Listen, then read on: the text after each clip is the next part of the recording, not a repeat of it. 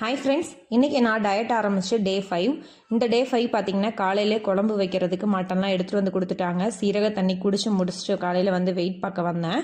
டே 4ல் என்னோடய வெயிட் வந்து 63.9 இருந்தேன். டே 5ல் காலையிலே பாருங்கள் என்னோடய வெயிட் வந்து 62.8 இருக்கேன். 1 கிலோ குறைஞ்சிட்டேனா அப்படின்னு சொல்லி நானே கொஞ்சம் ஷாக் ஆகிட்டேன். ஆனால் நிறைய பேர் வந்து எனக்காண்டி அக்கறையாக வந்து சொல்லியிருந்தீங்க, இப்படிலாம் நீங்கள் ஆவரேஜான வெயிட் தான்க்கா, ஏன்க்கா வெயிட் லாஸ் பண்ணணும் அப்படின்னு சொல்லிட்டு ரிஸ்க் எடுக்கிறீங்க, டயட்லாம் வேணாக்கா அப்படின்னு சொல்லியிருந்தீங்க. நான் மெயினாக டயட் இருக்கதே பார்த்தீங்க அப்படின்னம்னா என்னோடய வெயிட்டை குறைக்கணும் அப்படின்றது ஃபோக்கஸ் கிடையாது. எனக்கு என்னோடய பெல்லி ஃபேட்டை வந்து குறைக்கணும் அப்படின்னு சொல்லிட்டு தான்.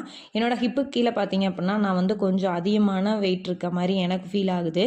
நம்ம எக்ஸசைஸ்னால் மட்டும் இதை கண்ட்ரோல் பண்ண முடியாது. மெயினாக வந்து ஃபுட்டுனாலே கொஞ்சம் கண்ட்ரோல் பண்ணணும் அப்படின்னு சொல்லி தான் இந்த டயட்டே வந்து நான் ஸ்டார்ட் பண்ணேன். இந்த 60 நாள் சேலஞ்சும் என்னோட டே 4க்கும் டே 5க்கும் 1 kg டிஃப்ரெண்ட் இருக்குது. இதவே கண்டினியூ பண்ணணும்னு சொல்லி தான் எனக்கு ஆசை.